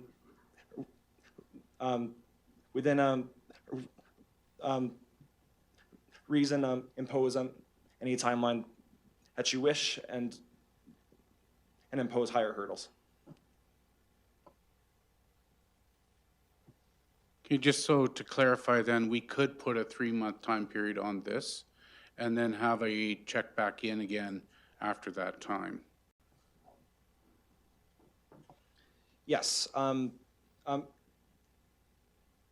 If council imposed a 3-month time period, in the altered wording of the condition, it could also identify who an extension request would come to if the development officer could issue an extension, or if that would have to come back to council.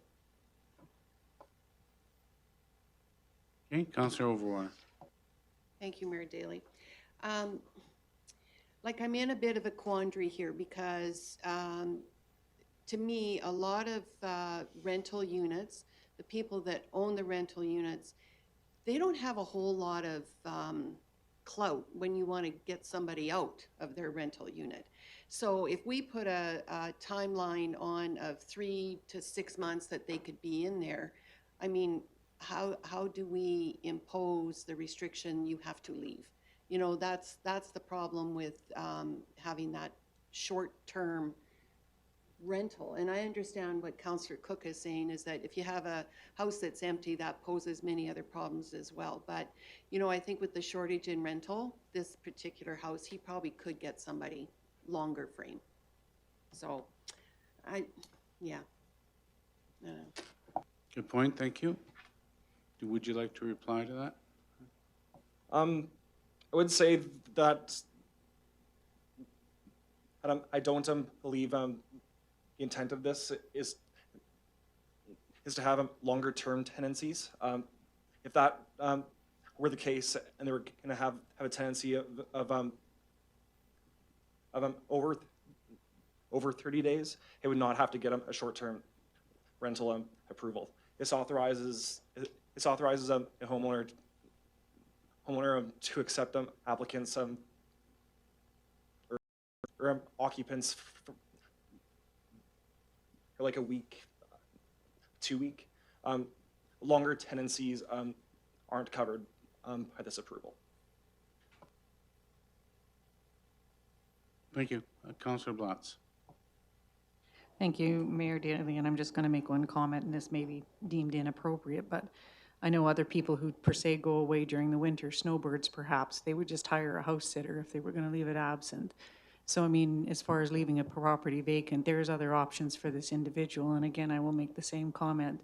I mean, how do we actually per se police this to know that it wouldn't be extended without our knowledge or turn into more than a short-term, long-term type of a rental property? So I concur with your recommendations for this development permit. Thank you. Any further comments or questions? The only comment that I would make also is that just the increase coming and goings from the property and the effects that it may have on the surrounding neighbors and so forth, I think that that would be a detriment to the neighborhood as well in this location. So any further questions or comments from council? Then I'll ask for one or the other of the motions. Councillor Overwater. Thank you, Mayor Daley. I move that council refuse development permit PRMO-2026-0067 for the reasons provided in the attached document. Thank you. Any further comments or questions? All right. All those in favor of this, now read the motion. All those in favor of refusing this development? Opposed? One opposed. This is defeated this permit. Thank you, Mr. Hill, for your time today and your information. All right, moving down to 6.2. Mountain View Power Grant Recommendations 2026. I'll leave it to Acting CAO Pedro for introductions. Very good. Thank you again. I will defer to Director Lapointe to take us to the Mountain View Power Grants. Thank you. Good afternoon, Mayor Daly and Council. This afternoon, administration is presenting the Mountain View Power Community Grant recommendations for your review and approval. The Mountain View Power Community Grant Program was created to help support projects, events, and initiatives that enhance the quality of life in our community. As you well know, through Mountain View Power, a portion of electricity and natural gas proceeds is reinvested directly back into Olds through this semi-annual grant program. The program supports local nonprofit and community organizations whose projects provide broad community benefit, strengthen local assets, and encourage community connection and participation. Applications are reviewed by a citizen-led committee using criteria such as community impact, partnerships, organizational contribution, and overall value to the community. The committee carefully reviewed all submissions against the program guidelines and strategic priorities, and is pleased to bring forward the referenced recommendations for Council's consideration. Overall, these applications reflected a strong focus on accessibility, community well-being, and maintaining important community spaces and services. I would also like to acknowledge the work of the volunteer committee members and thank the organizations that submitted applications. The continued interest in the program demonstrates the strength of community partnerships and volunteerism in Olds. With that, I am open to any questions council may have. Thank you, Director Lapointe. Councillor Overwater. Thank you, Mayor Daly, and to Director Lapointe. I do have a problem with giving $18,200 to the Olds Humane Society. It was my understanding that we were only spending $20,000 to repair that roof. We were not going to be, providing any more money for that building. I understand it's a grant from Mountain View Power. However, I believe that that money could go somewhere else within the community, since we did say that's all we were going to put into that building. So I can't support that going to them. That's just my opinion. Thank you. Any response? Again, it is a little feedback on this one. I'll back away.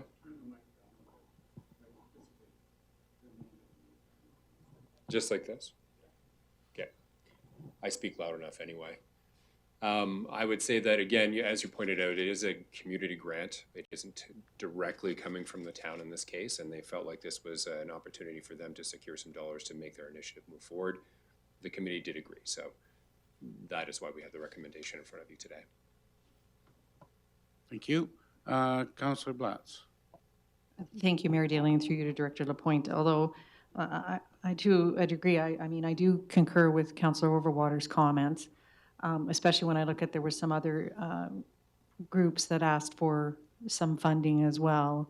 The Canadian Mental Health Association, and the conversation has to happen. And I understand that the committee makes the decision and the recommendations do come back to council, and I don't know if those can be relayed back to the committee. I know that we're treading lightly here because they're a volunteer association made up of public at large, and I don't want to dispute their decision and reasoning making, but I do think that I'm hoping they were aware that we've already put some money into that building and that they've just made additional contribution to it, when I think that there was other organizations that maybe could have benefited from the dollars as well.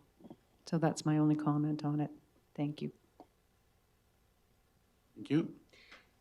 Just in response to why some of the groups did not receive funding, again, some of the expenses that were put forward by the other groups were not program eligible. They were determined to have either limited impact on the community, and some of them did not have registered nonprofit status as well. So there were very specific reasons why that money did not move towards those groups. And again, I think when evaluating the Humane Society's application, they saw the broader scope of the $100,000 of work that they wanted to put into the space, and that this could be used to leverage grant dollars from, say, the provincial government as well. Thank you for that. Thank you. Any other questions or comments? Councillor Wilson.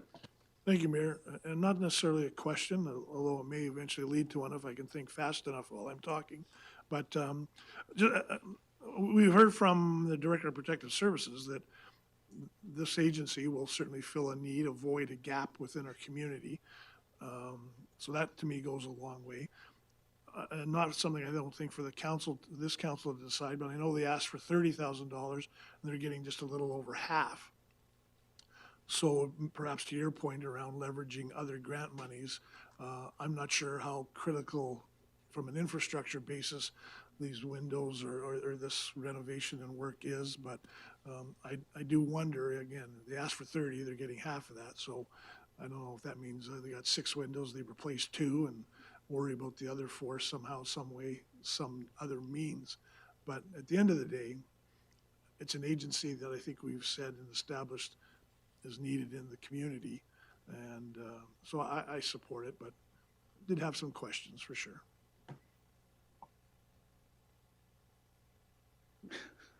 Councillor Overwater. Thank you, Mayor Daley.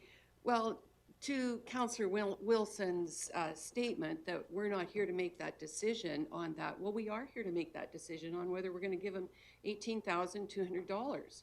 So when you say we're not here to make that decision, I think you need to clarify that. Are you going to vote on this or not? Because then you will be making a decision. Sorry, I thought my point was clear. I support the agency. I support giving them the $18,000. Thank you. Any further comments or questions?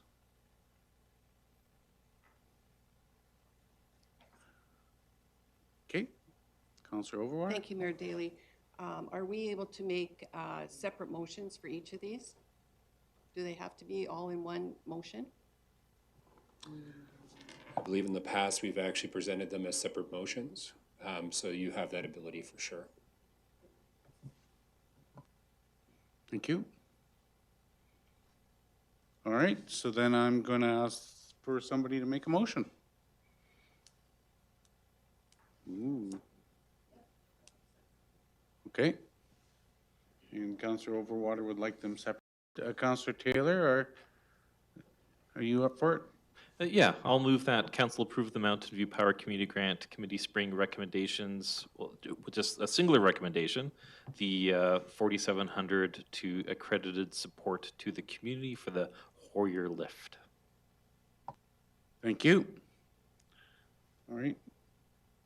Any further questions or comments? All right, seeing none. All those in favor?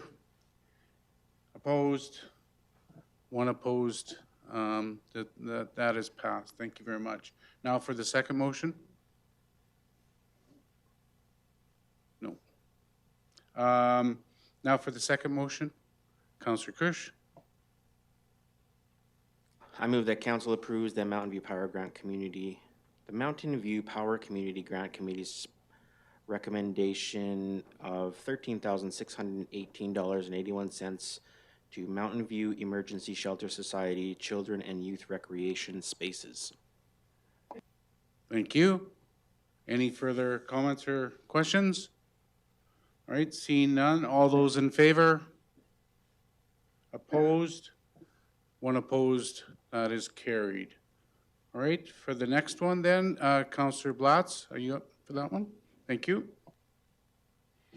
Thank you, Mayor Daley. I move that council approves the Mountain View Power Community Grant Committee Spring 2026 recommendations as $475 granted towards the Olds Community Chorus Society Vocal Skills Workshop. Thank you, Councillor Blatz. Any questions or comments? All those in favor? Opposed, if any? One opposed, that is carried. Thank you very much. And final motion to be made on this? Who would like to make that? Councillor Wilson.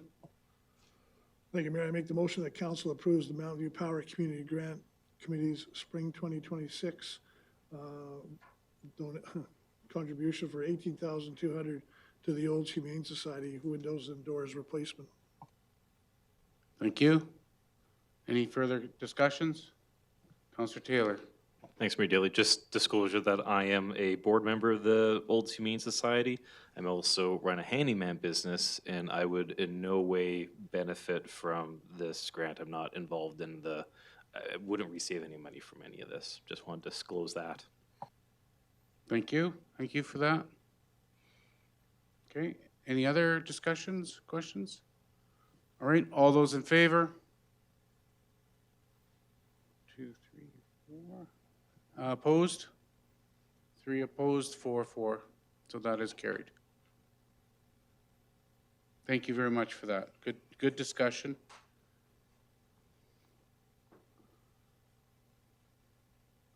All right, we move on to item number 7, council reports.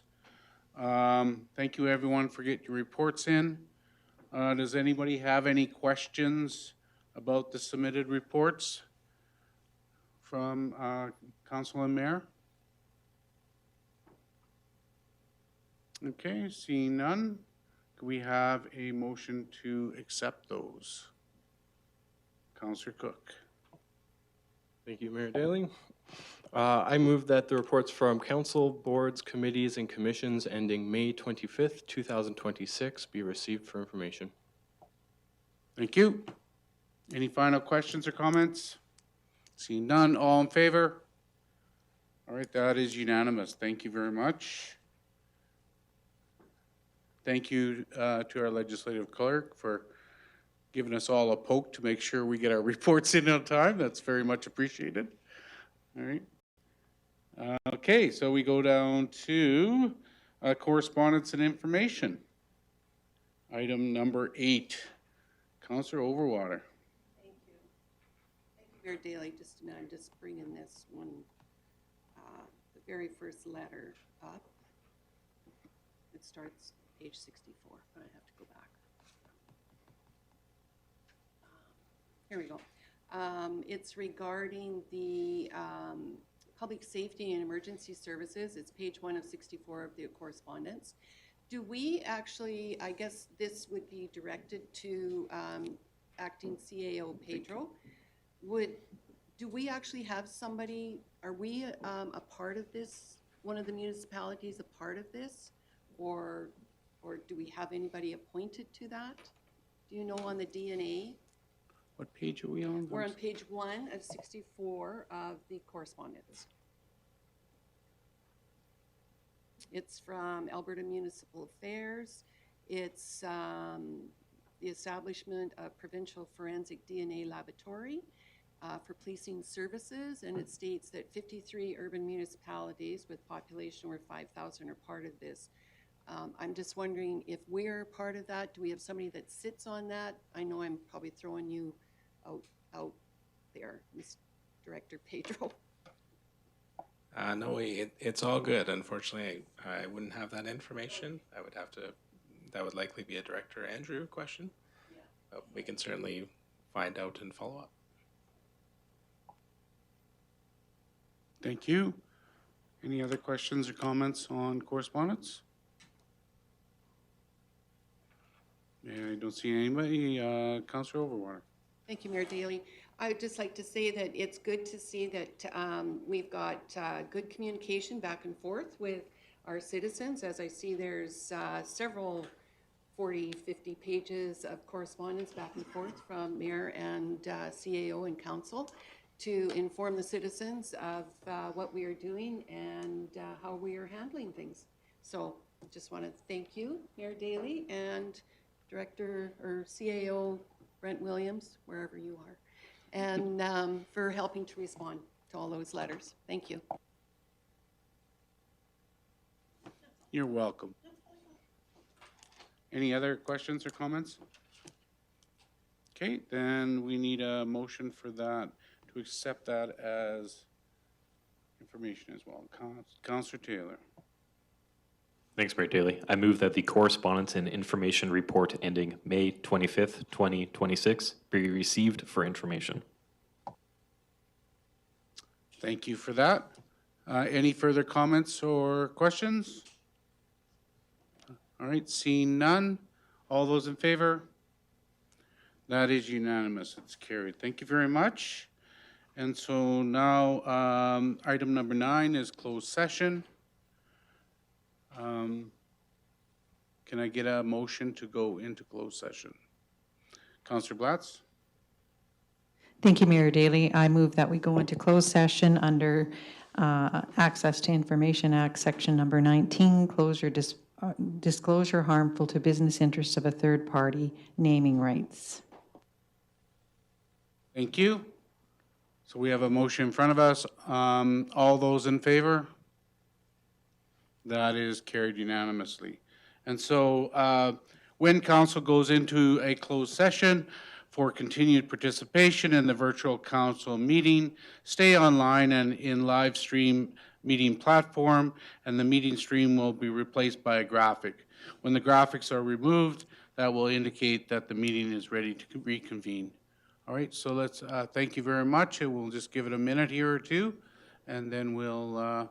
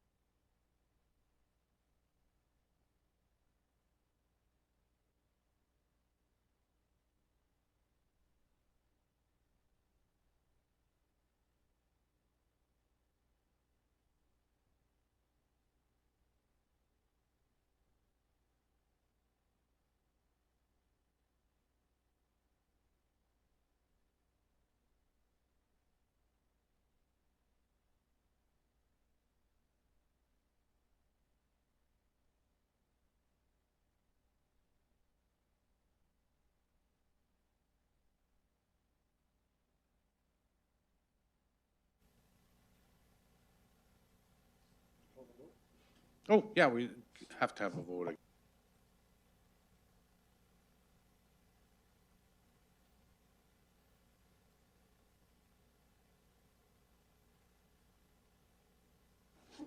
Thank you. All right, we're coming out of closed session, and time to rise and report, so I'll turn it over to Councillor Krusch. Oh, sorry, Blatz. Thank you, Mayor Daley.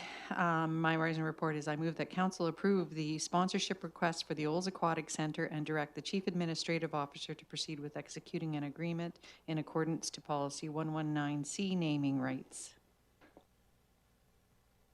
Thank you, Councillor Blatz. Apologies, Councillor Krusch. You took us out.